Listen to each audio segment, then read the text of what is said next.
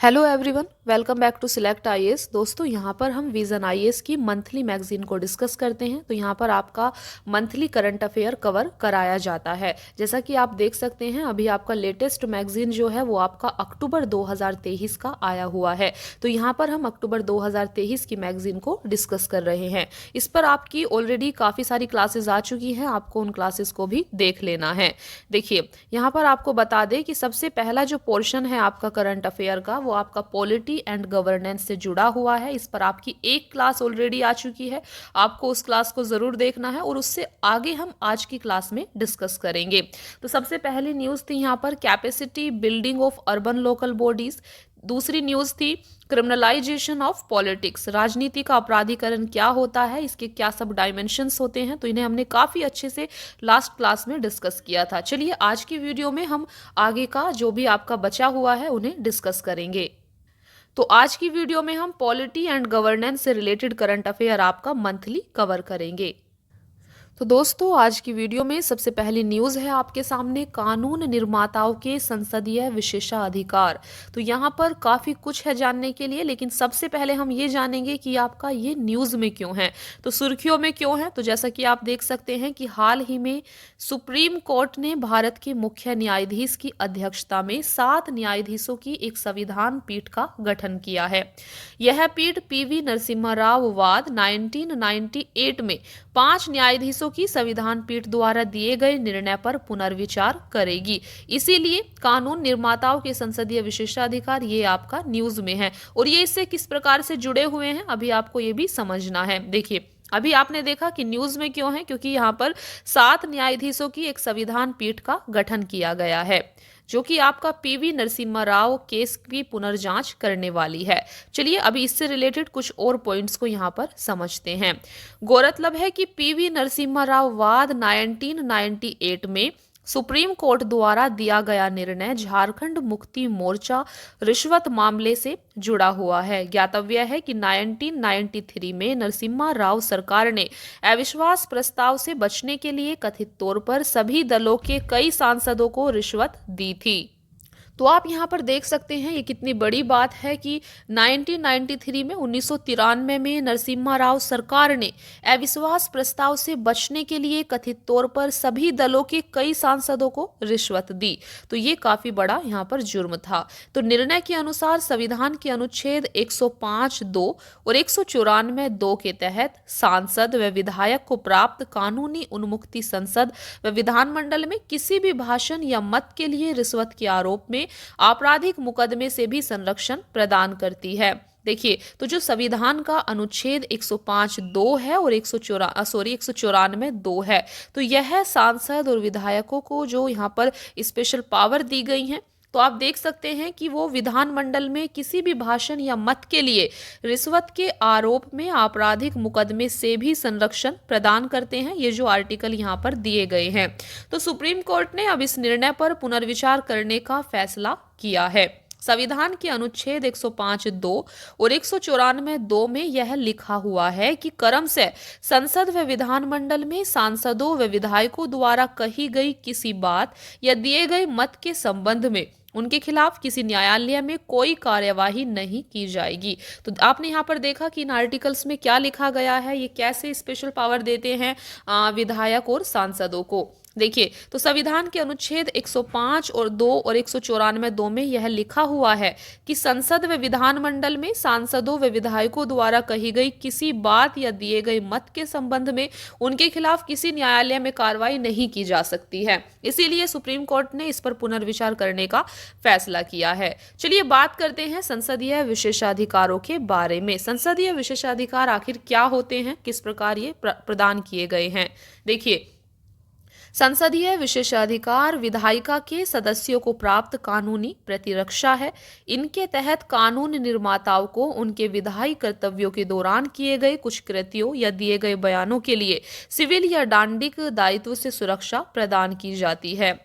अब तक न तो संसद और न ही किसी राज्य विधानमंडल ने ऐसा कोई कानून बनाया है जो सदनों, उनके सदस्यों और समितियों की शक्तियों, विशेषाधिकारों एवं उन्मुक्तियों को परिभाषित करता हो। यहाँ यह ध्यान दिया जाना चाहिए कि संसद ने अभी तक सभी विशेषाधिकारों को विस्तृत रूप से संहिताबद्ध करने के लिए कोई विशेष कानून भी नहीं बनाया है। ये विशेषाधिकार 5 स्रोतों पर आधारित हैं।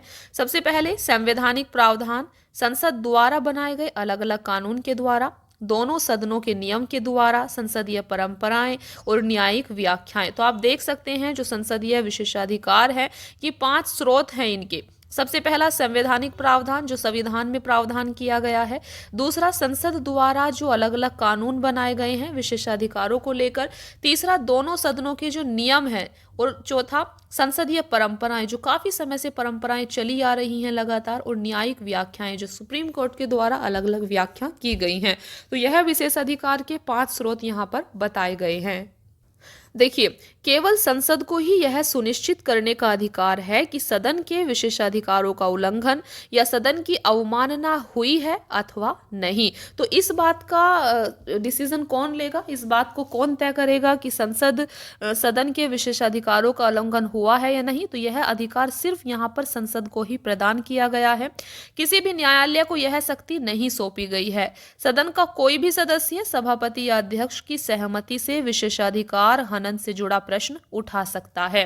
तो यहाँ पर आप देख सकते हैं कि वे कौन से प्रावधान हैं जो सांसदों या विधायकों को अभियोजन से छूट प्रदान करते हैं। सबसे पहला अनुच्छेद 105 संसद के दोनों सदनों और उसके सदस्यों तथा समितियों की शक्तियों और विशेषाधिकारों से संबंधित है। तो आर्टिकल 105 को आपको याद रखना है इस मामले के बारे में।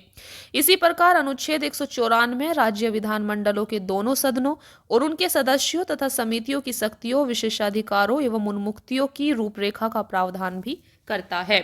कार्य इसके अलावा, तो ये था आपका यहाँ पर पहला पॉइंट। दूसरा पॉइंट है कार्यवाही के प्रकाशन पर रोक लगाने का अधिकार। अनुच्छेद 105(2) में प्रावधान किया गया है कि कोई भी सांसद संसद के किसी भी सदन के प्राधिकार के तहत प्रकाशित किसी भी प्रतिवेदन पत्र, मतपत्र या कार्यवाही के संबंध में उत्तरदायी नहीं होगा। इसके अलावा अनुच्छेद 194(2) के तहत राज्य के विधानमंडलों के सदस्यों के लिए भी समान प्रावधान किए गए हैं। संसद में देखिए, तीसरा पॉइंट है संसद में बोलने की स्वतंत्रता। तो यहाँ पर हम देख रहे हैं कि सांसदों और विधायकों को कौन से विशेषाधिकार प्रदान किए गए हैं। तो 2 पॉइंट अभी हमने देखे। तीसरा है आपके सामने संसद में बोलने की स्वतंत्रता को लेकर। तो सदनों में सदस्यों को प्राप्त वाक स्वतंत्रता अनुच्छेद 19(2) के तहत नागरिकों को प्राप्त वाक स्वतंत्रता से अलग है। इन्हें स्पेशल पावर यहाँ पर दी गई है। तो अनुच्छेद 105(2) के अनुसार संसद में या उसकी किसी समिति में संसद के सदस्य द्वारा कही गई किसी बात या दिए गए किसी मत के संबंध में उसके खिलाफ किसी न्यायालय में कोई कार्यवाही नहीं की जाएगी। यह स्वतंत्रता संविधान के प्रावधानों तथा संसद के नियमों और प्रक्रियाओं के अधीन है, जैसा कि संविधान के अनुच्छेद 118 में प्रावधान किया गया है। देखिए, हालांकि अनुच्छेद 121 सदस्यों को सुप्रीम कोर्ट और हाई कोर्ट के न्यायाधीशों के आचरण पर चर्चा करने से रोकता है। नेक्स्ट पॉइंट है गिरफ्तारी पर रोक। सिविल प्रक्रिया संहिता 1908 में यह प्रावधान किया गया है कि किसी भी कानून निर्माता को सदन के सत्र से 40 दिन पहले, सत्र के दौरान और सत्र के स्थगन से 40 दिन बाद तक गिरफ्तार नहीं किया जाएगा। तो यह भी सांसदों और विधायकों के पास स्पेशल पावर है। हालांकि यह विशेषाधिकार दीवानी मामलों तक ही सीमित है। किसी संसद सदस्य को सत्र के दौरान या अन्यथा किसी आपराधिक मामले में कार्रवाई से कोई छूट प्राप्त नहीं है। नेक्स्ट पॉइंट है प्रक्रिया के नियमों और दृष्टांतों पर आधारित विशेषाधिकार दिए गए हैं। इसके तहत संसद को किसी भी डांडिक आरोप या अपराध के लिए किसी सदस्य की गिरफ्तारी, हिरासत, दोष सिद्धि, कारावास और रिहाई के संबंध में तत्काल जानकारी प्राप्त करने का अधिकार है। इसके अलावा अज्ञात व्यक्तियों को बाहर करने का अधिकार, सदन के सदस्यों को गैर सदस्यों को सदन की कार्यवाही से बाहर करने की शक्ति और अधिकार प्राप्त है। सदन में स्वतंत्र और निष्पक्ष चर्चा सुनिश्चित करने के लिए यह अधिकार आवश्यक है। इसके अतिरिक्त अनुच्छेद 122 के प्रावधानों के अनुसार न्यायपालिका प्रक्रिया की कथित अनियमितता के आधार पर संसद की किसी भी कार्यवाही की वैधता की जांच नहीं कर सकती है। चलिए अभी बात करते हैं संसदीय विशेषाधिकारों में सुधार की आवश्यकता क्यों है। सबसे पहला, उपयोग को लेकर संसदीय विशेषाधिकारों का दायरा तथा सीमाएं अभी तक सुनिश्चित नहीं की गई हैं। कुछ उदाहरणों में विशेषाधिकार सांसदों को अभियोजन से बचाते हैं, क्योंकि जब सदन का सत्र चल रहा होता है तो दीवानी मामले शुरू नहीं किए जा सकते। दूसरा, सुधार की आवश्यकता क्यों है? दुरुपयोग देखिए, संसद तथा विधानमंडल के सदस्यों द्वारा शक्तियों और अधिकारों के दुरुपयोग के कई मामले सामने आए हैं। इसके परिणाम स्वरूप नागरिकों के मूल अधिकारों का उल्लंघन हुआ है। तीसरा, निरीक्षण का अभाव। सदन के सदस्यों को उनके विशेषाधिकारों का व्यक्तिगत या आधिकारिक लाभ या हित के लिए दुरुपयोग करने से रोकने हेतु किसी भी स्पष्ट तंत्र का अभाव है। चौथा, निर्धारित प्रक्रिया का अभाव। विशेषाधिकार हनन के मामलों से निपटने के लिए संसद ने अभी तक प्रक्रियाओं का कोई फ्रेमवर्क निर्धारित नहीं किया है। इस पर केवल अत्य आवश्यक परिस्थितियों के आधार पर ही विचार होता है। उदाहरण के लिए इस मत पर स्पष्टता का अभाव है कि क्या आरोपी को सुनवाई का मौका दिया जाना चाहिए अथवा क्या उसे कानूनी प्रतिनिधित्व का अधिकार दिया जाना चाहिए या नहीं। इसके अलावा नेक्स्ट पॉइंट है, प्राकृतिक न्याय के विरुद्ध है। विशेषाधिकार नियमों का उल्लंघन वस्तुतः कानून निर्माताओं को अपने ही मामलों का न्याय करने की अनुमति देता है। यह हितों के टकराव का कारण भी बनता है।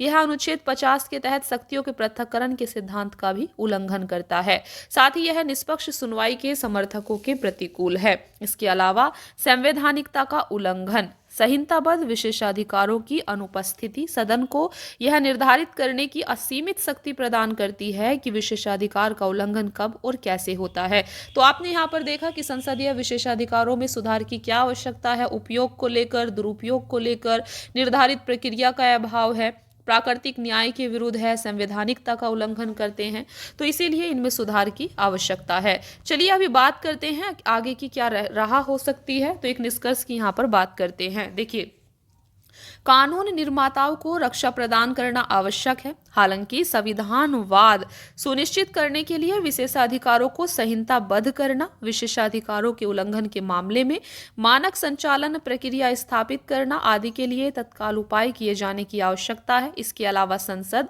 अपने सदस्यों द्वारा संसदीय विशेषाधिकारों के दुरुपयोग की निगरानी के लिए विशिष्ट कानून बनाकर स्पष्ट सीमाएं स्थापित कर सकती है। तो यह था आपका आज के टॉपिक का निष्कर्ष। काफी इंपॉर्टेंट टॉपिक था, काफी कुछ हमने आज की वीडियो में सीखा है। तो फ्रेंड्स, आज की क्लास में इतना ही। मिलते हैं फिर नेक्स्ट क्लास में। नेक्स्ट क्लास में हम डिस्कस करेंगे अंतर्राज्यीय जल विवाद क्या है, होता है, इंटरस्टेट वाटर डिस्प्यूट, ये आपका न्यूज में क्यों है और इसकी क्या सब डायमेंशंस हैं, तो हम नेक्स्ट वीडियो में ये देखने वाले हैं।